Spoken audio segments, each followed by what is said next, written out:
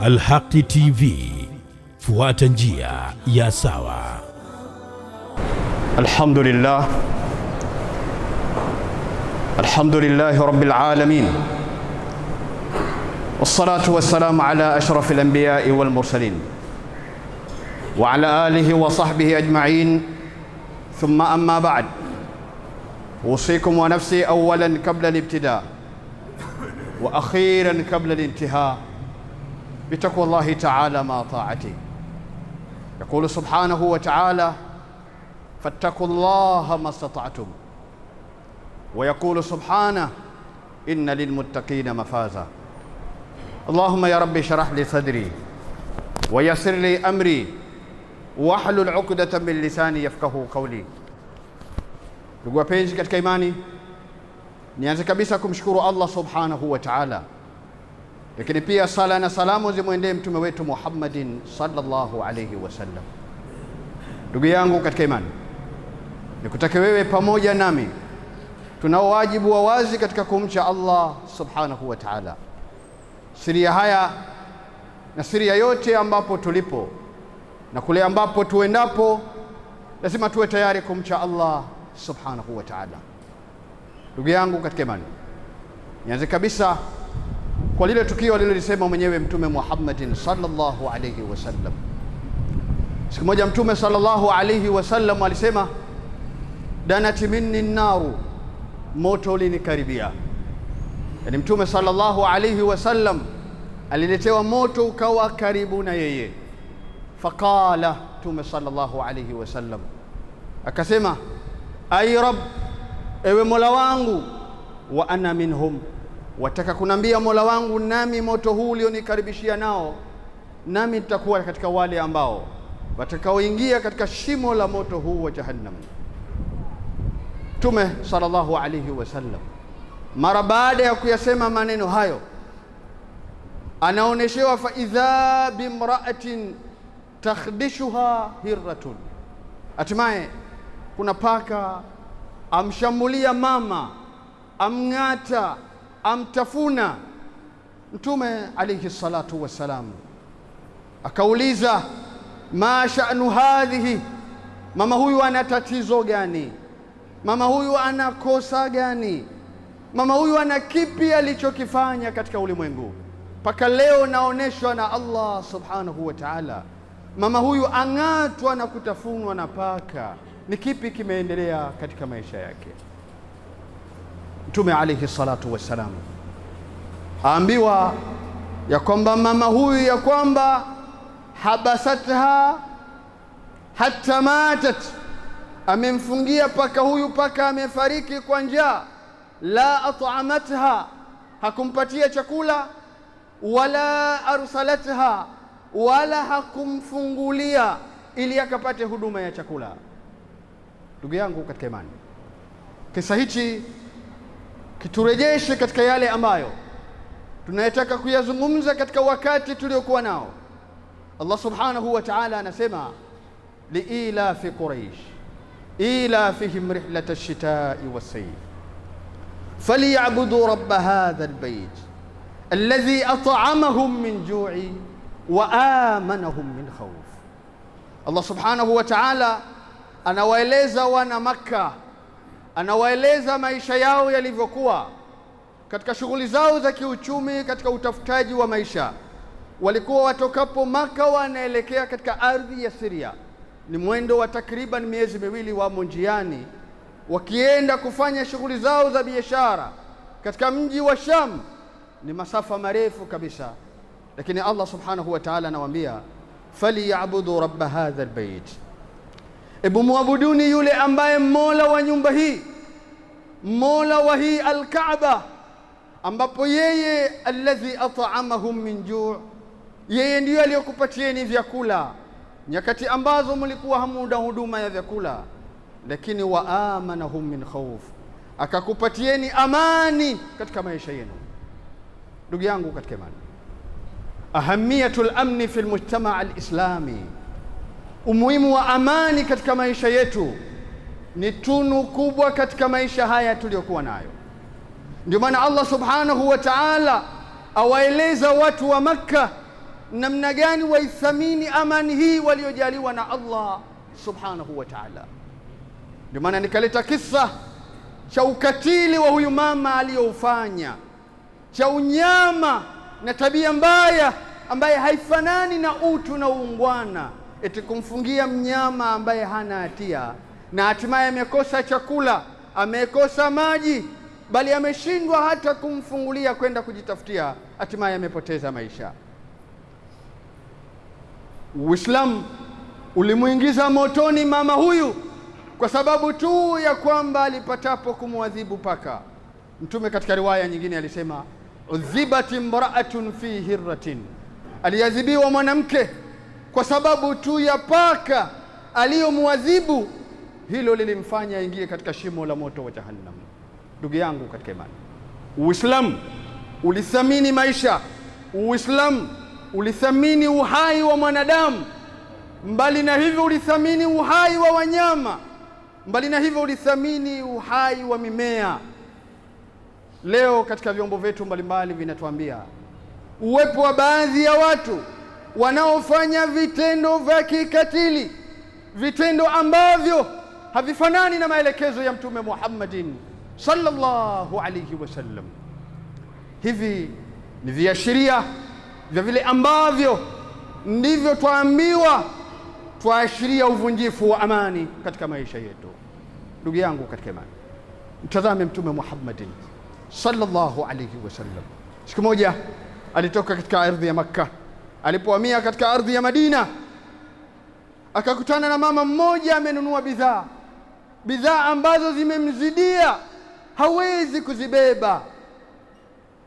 Mtume apita mbele yake, amuuliza, mama, waonaje nikakusaidia mzigo uliokuwa nao?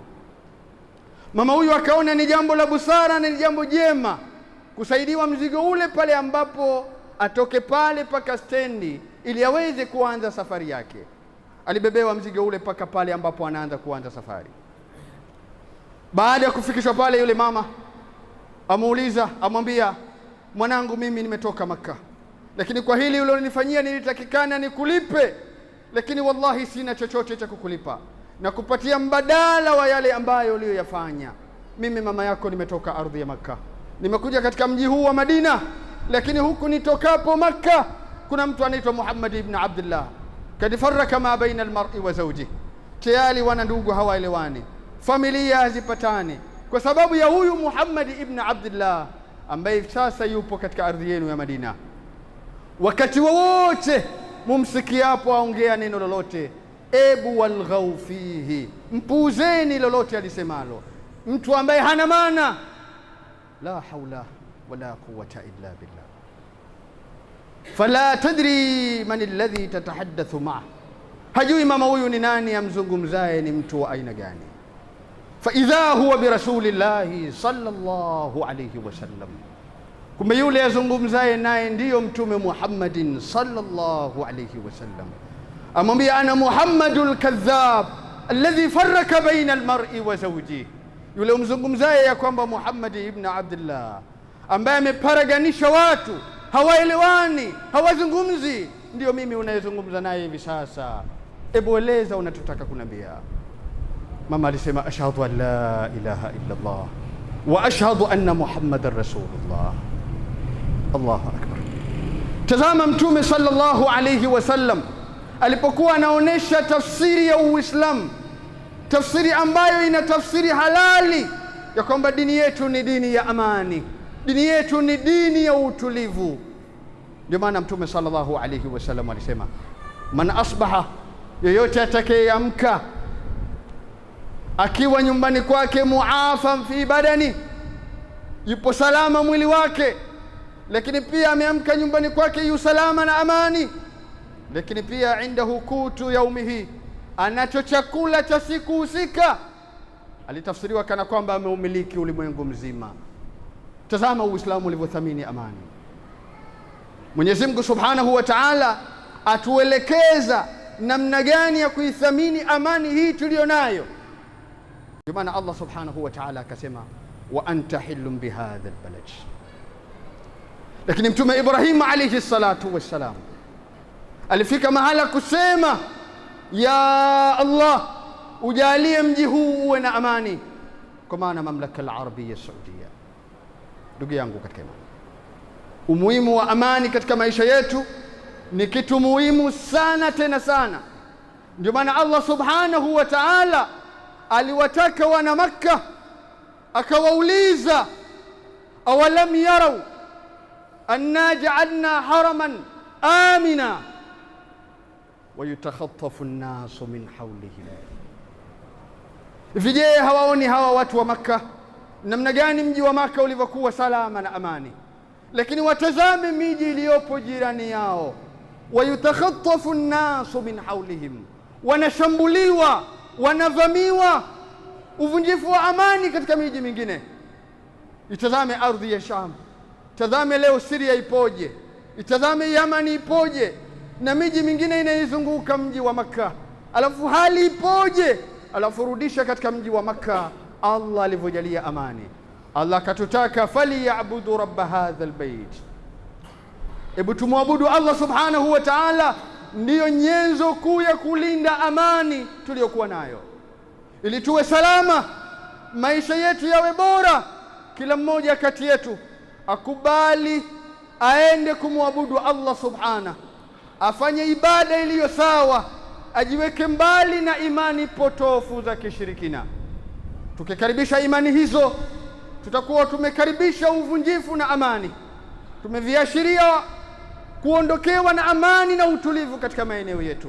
Tazama leo matukio kadhaa yanayojiri. Mtazame yule ambaye tulipotapo kuambiwa katika vyombo mbalimbali, mitandao mbalimbali ya kijamii, aliyesababisha mauaji ya watu 7 na mtu wa 8 aliyoenda kutupwa katika maeneo ambayo ya pori. Ilikuwa ni nini? Ni chanzo ni kwamba imani potofu za kishirikina. Aliambiwa ya kuambiwa, akayaamini, akayapokea na akaenda kuyafanyia kazi. Lakini mtazame yule ambaye tuliambiwa ni mzazi, tuliambiwa ni mlezi, alithubutu kufanya tukio la ajabu alipatapo kumfanyia kitendo kibaya mtoto wake wa kumzaa. Kupitia vyombo vyetu mbalimbali vyatuambia ya kwamba mtoto mwenye umri wa miezi 6 alienda kumlawiti na hatimaye kupoteza maisha. La haula wala quwwata illa billah. Tupo wapi na zile maelekezo? Tupo wapi na ile huruma aliyoonyesha Mtume Muhammadin sallallahu alayhi wasallam? Ikiwa tu mtu aliingia motoni kwa sababu ya paka, wewe leo waenda kuthubutu kutaka kumuua mwenzako eti kwa sababu ya maslahi fulani, eti kwa sababu eti mganga wa kienyeji amenambia, eti mtaalamu amenambia, hatimaye wapoteza maisha ya ndugu yako. Watutafsiria ya kwamba viashiria vya amani unavivunja.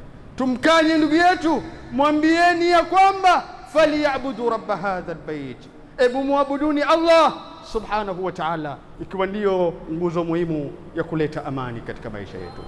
Tumwombe Mwenyezi Mungu subhanahu wa ta'ala atujalie wenye kusikia mambo na kuweza kuyafanya kazi. Barakallahu li wa lakum bil Qur'an adhim wa nafa'ani wa iyyakum bil ayati wa dhikri hakim. Aqulu qawli hadha fastaghfiruhu innahu huwal ghafurur rahim wa huwal barru al karim.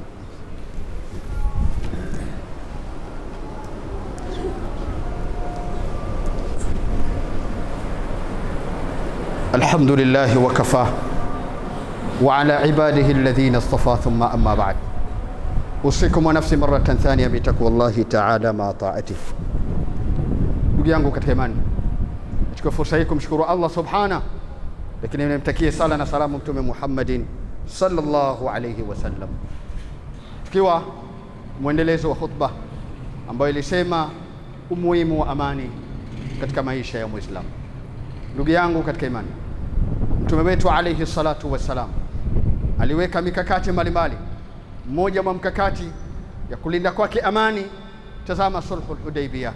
Mtume alayhi salatu wassalam pamoja na kutoka kwake katika ardhi ya Madina akielekea Makka kwenda kutekeleza ibada ya umra, lakini pakatokea aliyotokea, hali ambayo ikawazuia masahaba wa Mtume alayhi salatu wassalam washindwe kutekeleza ibada ya umra.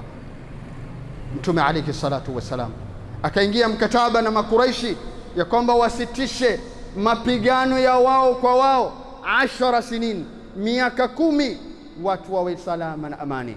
Tazama Mtume alayhi salatu wassalam alivyokuwa ni mlinzi wa amani, ingawaje masahaba walikuwa na shauku kubwa ya kwenda kufanya tawafu bilbaitillahi alharam, kuizunguka Alkaaba, wakatekeleza ibada ya Allah, hasa ukizingatia walishafukuzwa na wana Makka, walienda kukaa Madina muda mrefu, leo warejea Makka kwenda kutekeleza ibada ya umra, wanazuiliwa.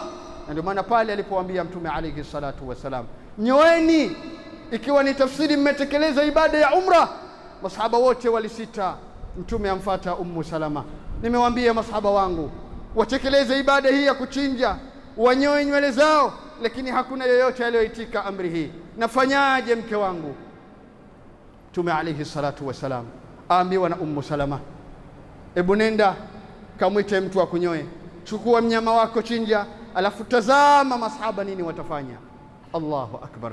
Mara tu baada ya kufanya hivyo, kutekeleza ushauri aliyoutoa mke wake Ummu Salamata radhiyallahu ta'ala anha, hatimaye masahaba wote walienda wanachinja, walienda wakanyoana, wote wanatafsirika na kile ambacho alichokielekeza Mtume alayhi salatu wassalam.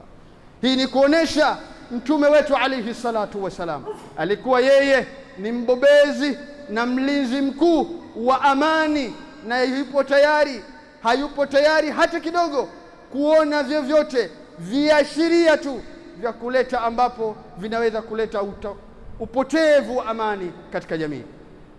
Tazame Abi Dharr, siku moja radhiallahu ta'ala anhu alimwita Bilal bin Rabah akimwambia, ya ibn Sauda, ewe mtoto wa mweusi. Subhanallah. Bilal bin Rabah akarudi kwa Mtume sallallahu alayhi wasallam akamwambia, ya Rasulullah, ewe Mtume wa Allah, Abi Dharr amepatapo kunambia mimi, ya ibn Sauda, ewe mtoto wa mweusi. Nini nafanya? Mtume alayhi salatu wassalam, Allahu akbar, Mtume alayhi salatu wassalam alimwita, ya Aba Dharr, inna fika mru'u jahiliya, hakika ya wewe Aba Dharr yaonesha wazi una vitu vile vya kale, bado una ile hali ya ukabila, bado leo waileta katika maisha haya tuliyokuwa nayo. Subhanallah. Ulama siyar wa ulama tarikh, wataalamu wa historia na wataalamu wa sira, baadhi yao walisema ya kwamba Mtume alifikia mahala kutoa mwongozo ya kumtaka huyu Aba Dharr alale akanyagwe na Bilal bin Rabah, lakini Bilal alipoambiwa akasema, hapana, siwezi, eti mimi ni ukanyage uso ambao unamsujudia Allah subhanahu wa ta'ala. Tazama Mtume alayhi salatu wassalam alipokuwa ni mlinzi wa amani, pale ambapo vilipokuwa vinaleta viashiria vya kuvunjika amani, akaona hapana, leo tukiuzungumzia ukabila, tukiuzungumzia utaifa, tutaleta uvunjifu wa amani. Mtume alayhi salatu wassalam alirudi kurekebisha umma na kuambia hapana, hatuendi katika maelekezo hayo. Lakini mtazame yule Myahudi aliyotaka kuleta fitna kwa Ausi na Khazraji. Alipita, aliwaona Ausi na Khazraji wamekaa wanazungumza, wanajadili, akashangazwa.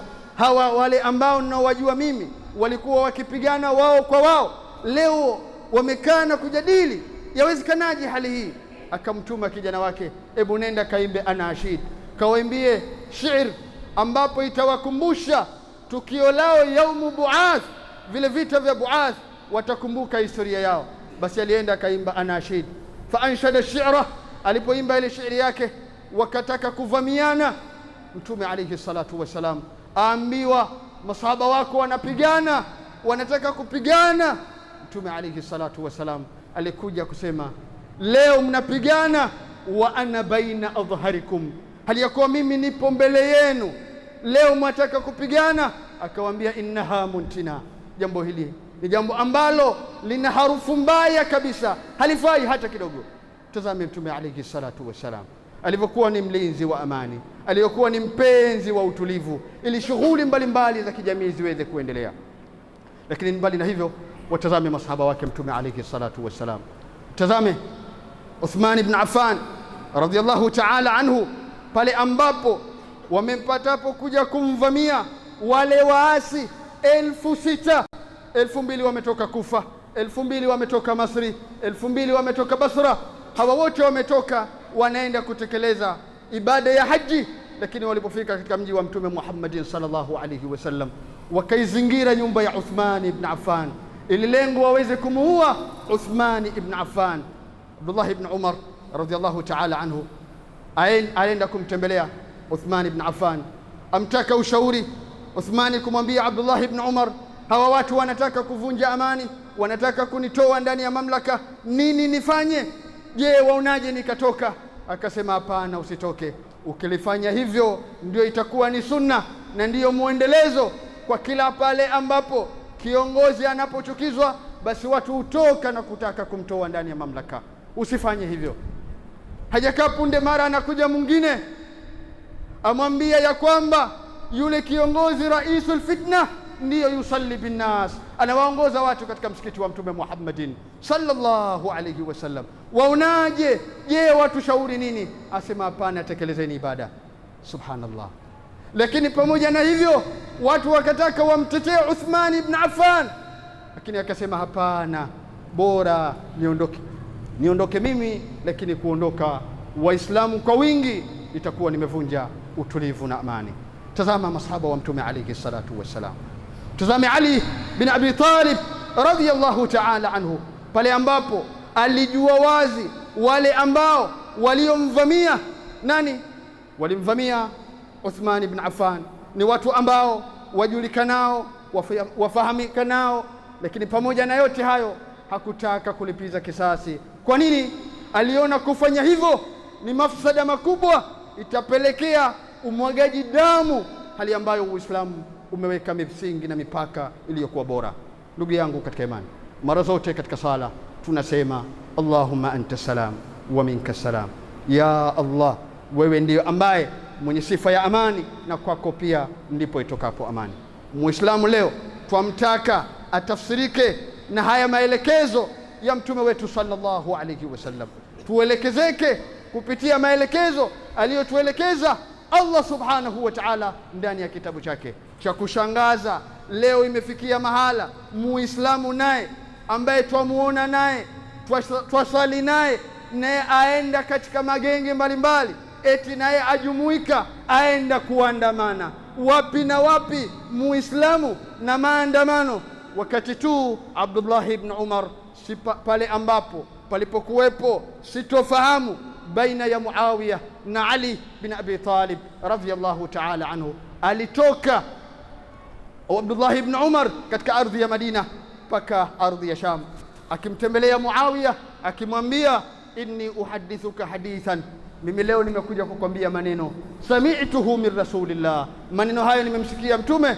as-sam'u wa ta'a, usikivu na utiifu kwa mamlaka, usikivu na utiifu kwa kiongozi. Ebu tekeleza maelekezo ya Ali ibn Abi Talib radhiyallahu ta'ala anhu. Lakini twashangaza leo muislamu tena mwingineyo ajipamba na sunna ya mtume Muhammadin sallallahu alayhi wasallam, naye adanganywa, aingizwa mtaani, aandamana kwa kusema ya kwamba sijui lolote gani, sijui adai nini. Katika Uislamu, katika maelekezo ya dini yetu hakuna kitu kinachoitwa maandamano hata siku moja, bali Uislamu umetuelekeza as-sam'u wa ta'a, jukumu letu kutii na kusikiliza maelekezo mbalimbali tunaelekezwa, ma lam yu'mar bi ma'siyah, madamu tu hatujapatapo kuambiwa tumuasi Allah au tukiuke maelekezo ya mtume Muhammadin sallallahu alayhi wasallam. Ndugu yangu katika imani, nikutake katika mambo kama haya yanapoibuka, tukutane na kile kisa alichokieleza Hamad ibn Abi Salama. Kulikuwepo na mtu mmoja amuuza mtumwa wake ambaye mwenye tabia ya umbea, akaona tabia hii aliyokuwa naye, bora nimuuze mtumwa huyu, siwezi nikaishi naye. Akaja naye sokoni kumnadi, akatokea mnunuzi akamwambia, huyu nakuuzia, lakini tabia yake moja tu, yeye tabia yake ni mbea, hili mimi limenifanya siwezi kuishi nayo. Fastakhaffa, huyu bwana akaliona ni dogo, akamchukua yule mtumwa akamnunua, akaenda naye nyumbani kwake, hatimaye akakaa. Lakini pamoja na kukaa kwake akataka kudhihirisha tabia yake ile aliyokuwa naye. Akamfuata mke wa bosi wake akamwambia, hivi wajua mikakati ya mume wako aliyoipanga na kuiandaa? Hapana, sijui. Badala yake nakwambia mume wako anataka kuoa, lakini anayemuoa ni yule rafiki yako kipenzi, ndiyo ambaye anakuletea ndani. Lakini ili asifikie hayo, na kushauri jambo moja leo, anipokuja kulala, noa kisu chako kiwe kikali, alafu mkate ndevu zake za chini. Ukifanya hivyo utakuwa umenusuru maisha yako, umenusuru ndoa yako. Akatoka hapo huyu mtumwa, amuendea yule bosi, amwambia, hivi wajua mikakati ya mke wako aliyoiandaa? Anasema hapana, sijui. Ameweka mikakati mibaya zidi yako, anataka kukuua. Na ili ukitaka uliamini hili, leo tazama nini kitachoendelea. Mume arejea nyumbani, ataka kulala, akajifanya kama amelala. Hatimaye mke ataka kutekeleza maelekezo aliyoambiwa, anachukua kisu kukata ndevu zake za chini mume wake. Mume anajua leo nataka kuuliwa, alimpora kile kisu na kumshindia mke wake. La haula wala quwwata illa billah. Ni nini haya? Ilifika mahala kupoteza maisha huyu mke. Familia ya mume naye haikuridhishwa, ilikuja na kumvamia huyu mume na kuweza kuingia mapigano ya familia mbili. Nini haya? Ni mapablishi ya maneno ya watu yaliyokuja yakaletwa, watu wakayafanyia kazi. Ndugu yangu katika imani, amani tuliyokuwa nayo tuilinde, tuithamini, ili tupate kumwabudu Allah subhanahu wa ta'ala, ili tupate kufanya tupate kutekeleza sunna za Mtume Muhammadin sallallahu alayhi wasallam. Mwisho kabisa, ndugu zangu katika imani, ni waase hawa baganga wa kienyeji, hizi imani potofu za kishirikina zisitutoe, bali sie tuzipambane na kupiga vita, ili tusiruhusu nyoyo hizo tukaziingiza katika imani potofu za kishirikina. Mitihani utukuta, misiba utukuta, lakini pamoja na yote hayo yasitutoe ndani ya imani yetu. Mtu mmoja ndani ya utawala Al-Walid ibn Abdul Maliki, alipatapo kutembelewa Al-Walid ibn Abdul Maliki na ugeni utokao mimbani Absi, akiwa na mtu mmoja ni kipofu. Aulizwa tatizo la kipofu huyu ni nini? Yule bwana anasema, nilikuwa mimi nina mali, nilikuwa nina watoto, nilikuwa bilionea, ni mfanya biashara mkubwa, lakini siku moja nilitoka kwenda kuhangaika. Hatimaye yule ngamia wangu akanitoka, familia yangu nimeiacha jangwani, ndipo makazi yangu yalipo. Hatimaye fasala bisailin adhim, yakaja mafuriko makubwa, yakaondoka na makazi na watoto wote. Falam yabqa illa mauludun wa ba'ir, hakuna kilichobakia zaidi ya mtoto mmoja mdogo, lakini pia pamoja na ngamia nilikuwa nayo. Hatimaye nataka kumshika mwanangu, yule ngamia aniporonyoka aondoka, nikaona wacha nimkimbize ngamia. Fa idha bidhibin, hatimaye mbwa mwitu aja amvamia mtoto wangu, na muacha ngamia na kuja kumkimbilia mtoto wangu. Hatimaye alkajuthatahu ala al-ardhi, anamtupa mtoto tayari ameshafariki. Narudi nipande mnyama ili niende kwa watu nikapate msaada.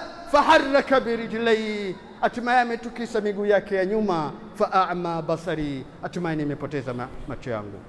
Subhanallah. Tazama msiba uliomkuta, amepoteza mali, amepoteza watoto, amepoteza kila kitu, hana lolote. Watu wanamkokota, wanaenda kwa Al-Walid ibn Abdul Maliki. Al-Walid anawaambia, intaliku bihi ila Urwa bin Zubair, nendeni kwa Urwa bin Zubairi, liyataiza al-akharin, wengine wapate darsa pindipo pale anapokuta matatizo, ili warudi kwa Allah subhanahu wa ta'ala. Ndugu yangu katika imani, tubakie ndani ya imani, tutunze imani zetu, tutunze misingi yetu aliyotuelekeza Mtume alayhi salatu wasalam. اللهم صل على محمد وعلى آل محمد كما صليت على إبراهيم وعلى آل إبراهيم. اللهم بارك على محمد وعلى آل محمد كما باركت على إبراهيم وعلى آل إبراهيم إنك حميد مجيد. اللهم لا تدع لنا ذنبا إلا غفرته، ولا مريضا إلا شفيته، ولا عسيرا إلا يسرته، ولا دينا إلا قضيته. وأقم الصلاة.